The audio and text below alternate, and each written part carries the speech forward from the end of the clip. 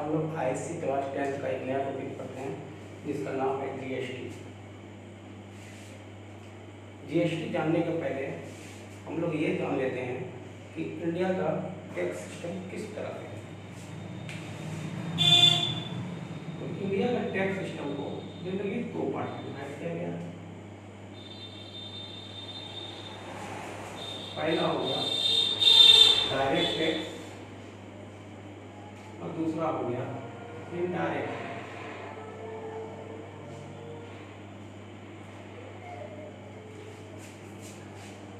और इसका एक क्लासिफिकेशन और हम लोग कर सकते हैं, central tax, state tax and local tax. Local tax जो हम लोग होल्डिंग टैक्स और टोल टैक्स को देते हैं वो लोकल टैक्स में और लोकल बॉडी द्वारा लिया जाता है, किसी नगर पंचायत के थ्रू या म्यूनसिपैलिटी के थ्रू। तो जनरली हमको डायरेक्ट टैक्स और इनडायरेक्ट टैक्स के बारे में थोड़ा सा जान लेंगे। डायरेक्ट टैक्स वो टैक्स है, डायरेक्ट टैक्स वो टैक्स है जो किसी पर्सन पे लगे और उसी पर्सन से वो टैक्स वसूला जाए। जैसे मान लो कि टैक्स ए पे लगाया और ए से ही वसूल किया, ए से ही लिया, उसको कहते हैं डायरेक्ट टैक्स। जैसे इनकम टैक्स, सैलरी पर्सन आदमी का जो इनकम टैक्स है वो उसी पार्टिकुलर पर्सन पे लगता है और सरकार उसी पे देती है, तो वो हो गया डायरेक्ट टैक्स। इनडायरेक्ट टैक्स होता है जो लगाया ए पे और वसूला बी से, लगाया ए पे लेकिन लिया बी से। जैसे मार्केट में हम लोग कोई भी सामान लेते हैं, जैसे मार्केट में मान लो कि हम लोग सर्फ लेते हैं, सर्फ एक्सेल कंपनी का, तो गवर्नमेंट क्या किया, वो सर्फ एक्सेल कंपनी पर टैक्स लगाया, लेकिन सर्फ एक्सेल कंपनी क्या किया, वो हमसे टैक्स लेता है। उसी तरह मान लो कि हम लोग टूथपेस्ट लेने गए, टूथपेस्ट मान लो कोलगेट कंपनी ले लिया, तो गवर्नमेंट क्या किया, कोलगेट कंपनी पर टैक्स लगाया, लेकिन कोलगेट कंपनी को टैक्स ले रहा है हमसे। सेम मेडिसिन पे भी है, मेडिसिन पर टैक्स लगाता है गवर्नमेंट और दुकानदार टैक्स लेता है हमसे, वो हो गया इनडायरेक्ट टैक्स। इनडायरेक्ट टैक्स का ही एक वर्जन है जीएसटी। जीएसटी क्या है, it is one of the type of GST. GST क्या है, GST is the one of the type of indirect tax, इसी का एक कैटेगरी है जीएसटी। तो जीएसटी जानने से पहले हम लोग इसके पहले तो कुछ टैक्सेशन सिस्टम का इंडिया में उसका एक ओवरव्यू ले लेते हैं, तो जीएसटी को समझने में आसान होगा। तो जीएसटी के पहले, बहुत पहले 1986 के पहले एक टैक्स सिस्टम था इंडिया में। पहला टैक्स है single point tax collection. Single point tax collection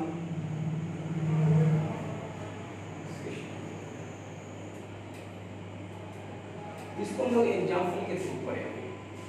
जैसे ए कोई सामान दिया बी को, ये रेट रखा 100 रुपीज और इसमें क्या किया, वो 10% टैक्स लिया, तो इसको सामान पड़ गया 110 रुपये। ठीक है, अब बी से हम सी की तरफ जाते हैं, बी से सी की तरफ जाते हैं, तो यहाँ भी हमको 10% टैक्स देना पड़ा। ये सामान लिया 110 में और इसमें ये 40 रुपये का प्रॉफिट लिया, प्रॉफिट अपना लगा, तो ये सामान का रेट हो गया 150 और इसमें 10% ये टैक्स लिया, तो फाइनल रेट इसका होगा 150 प्लस 50 मतलब 165 रुपीज। अब सी जो है वो डी को सामान दिया, सी डी को सामान दिया, तो सी जब डी को सामान देगा तो टैक्स तो वो 10% ही लेगा, टैक्स को 10% ही लेगा। इसको पड़ा 165, ये 35 रुपीज का प्रॉफिट बनाया, तो इसको सामान पड़ गया 200 रुपया और उसमें 10% का टैक्स लिया, तो फाइनल पड़ा 230 रुपया। तो ए से डी की तरफ सामान आया तो इसको 200 डी को इसी सामान के लिए 220 रुपया पे करना पड़ा। तो देखो ये टैक्स जो है एवरी पॉइंट में 10% लग रहा है। ए से बी पे 10%, बी से सी पे 10% और सी से डी में 10%।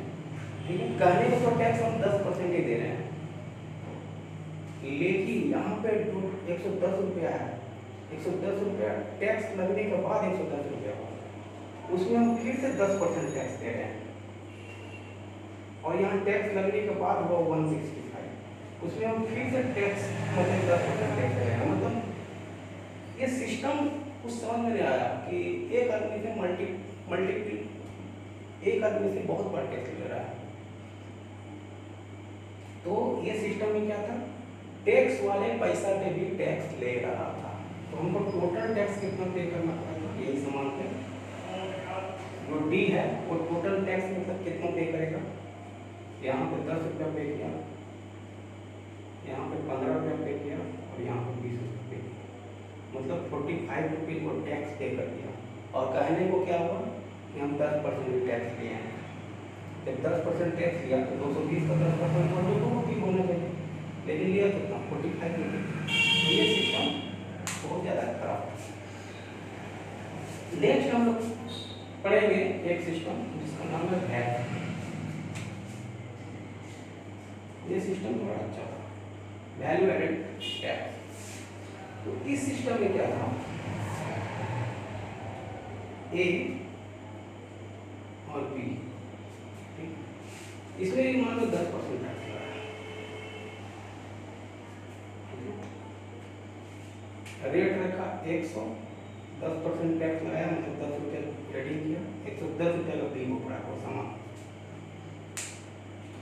अब बी क्या किया, बी बेचा सी को, ठीक है। बी जब सी को बेचा तो इसको तो ये सामान 100 प्लस 10 रुपये का पड़ा, 10 रुपये को अलग रखेंगे, 10 रुपये को अलग रखेंगे, 10 रुपये हम टैक्स किए हैं, वो सामान का दाम में नहीं है, ये हम टैक्स पे किए। तो 100 रुपया में वो वैल्यू एडेड किया, पैकिंग किया, ठीक है, अच्छा से मतलब पॉलिश किया, जो भी किया, मतलब चमका दिया सामान को, चमकाने के बाद उसको खर्च का 40 रुपया। तो अब इस सामान का कीमत हो गया 100 प्लस 40, 100, 10 रुपये हम टैक्स पे कर चुके हैं, इसको भूल जाना, और 140 रुपये इसको पड़ा वैल्यू एडेड करने का। अब इसमें ये क्या किया, 10% टैक्स ले लिया, 10% टैक्स लिया, ये सामान का रेट हो गया 140 प्लस 40 रुपीज, ठीक है, 140 प्लस 40 रुपीज। लेकिन देखो ये 40 रुपीज जो पे कर रहा है उसमें से ऑलरेडी 10 रुपया वो पे कर चुका है पहले, 40 रुपीज में ऑलरेडी 10 रुपया वो पे कर चुका है, 10 रुपीज ऑलरेडी पे है उसका। तो वो गवर्नमेंट को कितना देगा, 40 माइनस 10, 4 रुपया देगा। ये जो सी जो है गवर्नमेंट को 4 रुपया देगा, नहीं सॉरी बी जो है गवर्नमेंट को 4 रुपया देगा। अब मान लो कि सी से डी की तरफ सी जो है वो डी को सामान बेचा, अब इसका रेट कितना पड़ा, 140 प्लस 40 रुपीज, 40 रुपीज क्या है, टैक्स है, यहाँ पे 10% टैक्स लग रहा है, 40 रुपीज क्या है, टैक्स है।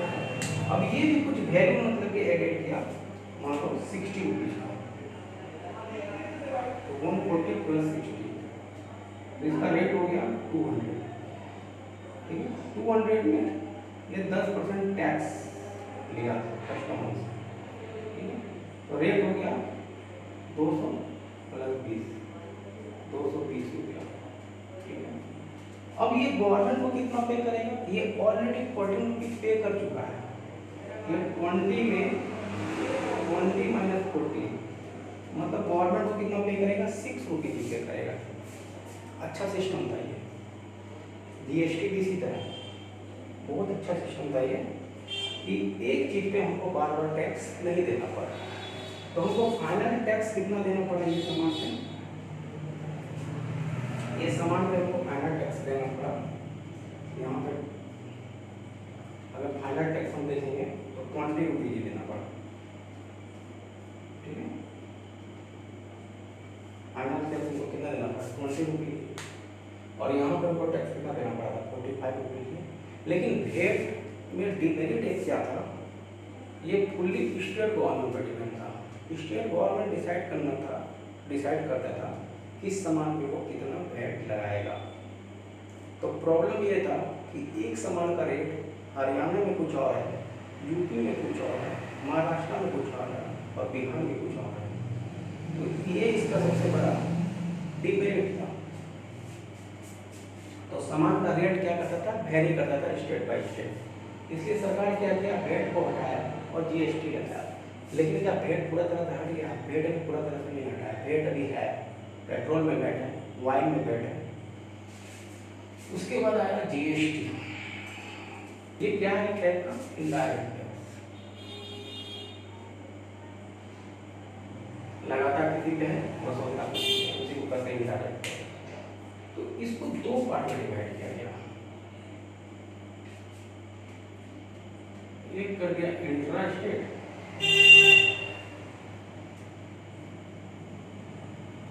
और सेकेंड हो गया इंटर स्टेट।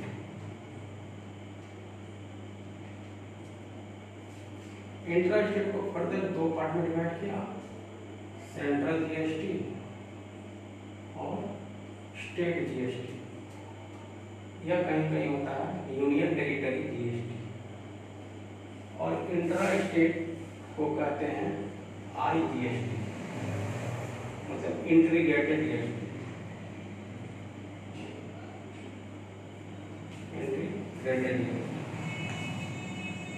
ये इंट्रा स्टेट जीएसटी होता है कि अगर हम बिजनेस, अगर हम सामान विद इन स्टेट ले, मतलब एक ही स्टेट के अंदर ले, तो उसमें लगता है इंट्रा स्टेट। जैसे मान लो कि हम रांची का सामान लाए,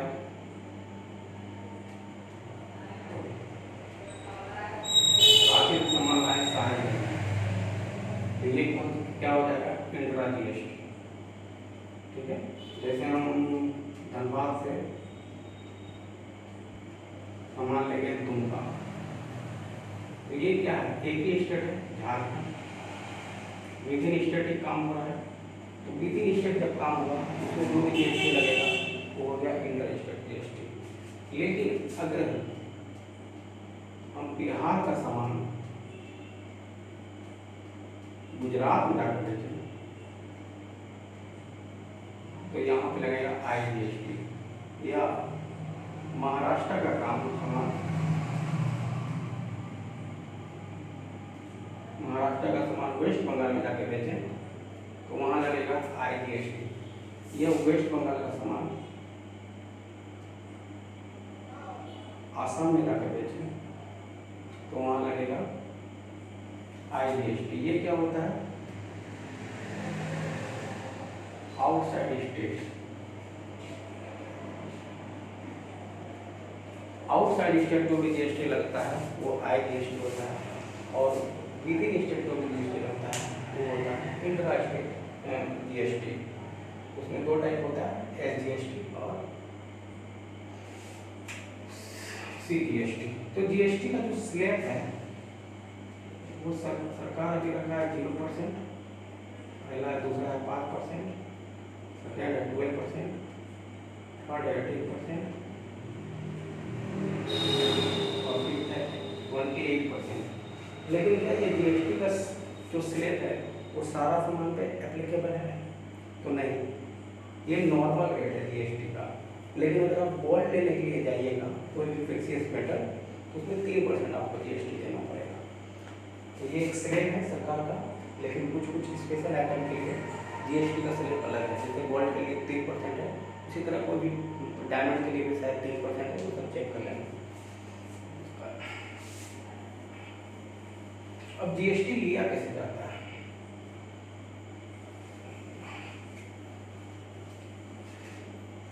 जीएसटी हमेशा सरकार कलेक्ट करती है सेल प्राइस पे, कोई सामान कितना में बेचा उसी पे जीएसटी लगता है।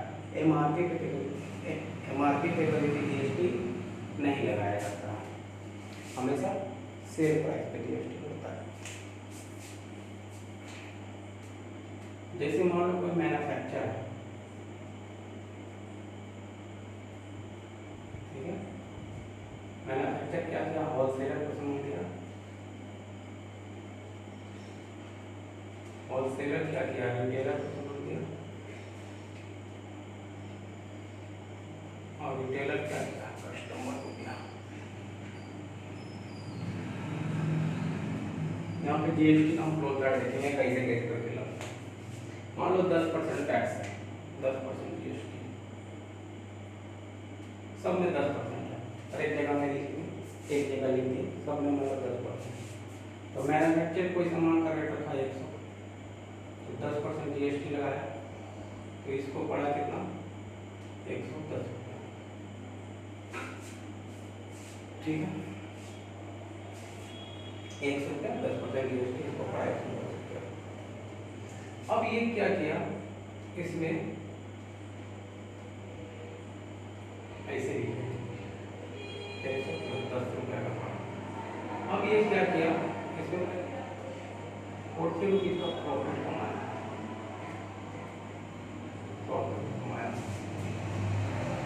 ठीक है। तो इसका रेट कितना हो गया, 140, इसको भूल जाओ, ये हम टैक्स दे सकते हैं। इसका रेट कितना हो गया, 140। अब 140 में ये क्या करेगा, 10% टैक्स लेगा,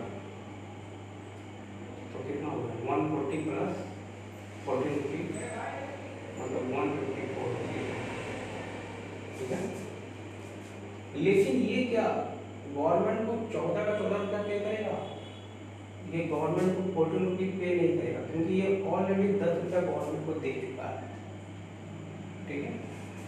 ये जो ऑलरेडी गवर्नमेंट को 10 रुपया दे चुका है, ये हो जाएगा input GST, input GST for wholesaler, और ये हो जाएगा आउटपुट जीएसटी फॉर होलसेलर। तो होलसेलर जो जीएसटी पे करेगा यहाँ पे, वो हो जाएगा output GST minus input GST, मतलब 14 माइनस 10, तो ये पे करेगा 4 रुपया पे करेगा गवर्नमेंट। अब चलते हैं होलसेलर से रिटेलर की तरफ। तो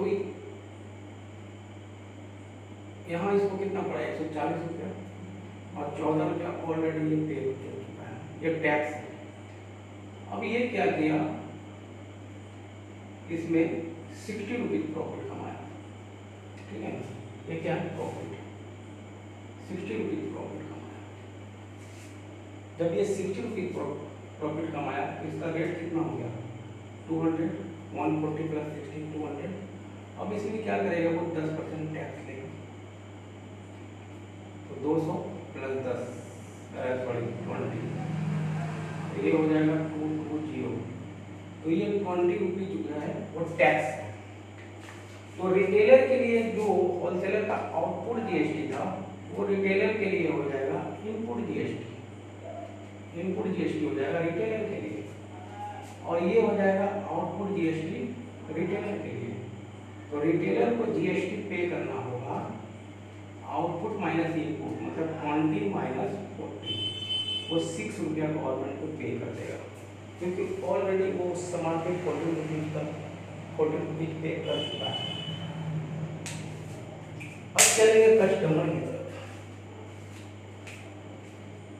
कस्टमर की तरफ, कस्टमर की तरफ, तो ये कस्टमर को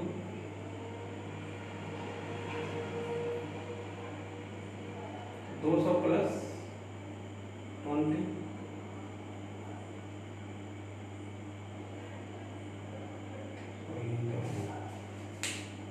तो रिटेलर जो है कस्टमर को तो सामान देगा 220 रुपया में, लेकिन टैक्स पे करेगा 6 रुपीज, तो कस्टमर को फाइनल सामान कितना पड़ेगा, 220 रुपया, ठीक है। तो कस्टमर को टैक्स कितना पड़ा, मतलब कि देना पड़ा 30 रुपया, ₹20 को क्या किया, टैक्स, मतलब ₹30 क्या किया, जीएसटी दिया। कस्टमर क्या किया, ₹30 GST, ₹20 GST paid by customer for the item. तो ₹20 जब जीएसटी दिया, और ये अगर विद इन स्टेट है तो ये जीएसटी डिस्ट्रीब्यूट होगा सेंट्रल गवर्नमेंट में और स्टेट गवर्नमेंट में, दोनों आधा आधा पैसा रख लेगा, मतलब 50% सेंट्रल गवर्नमेंट लेगा, 50% स्टेट गवर्नमेंट लेगा, मतलब ये ₹10 लेगा और ये ₹10 लेगा। लेकिन IGST में क्या होता है, सारा पैसा सेंट्रल के पास चला जाता है, और सेंट्रल मतलब डिसाइड करता है किस स्टेट को देना है। तो वो जीएसटी समझ में आ गया होगा।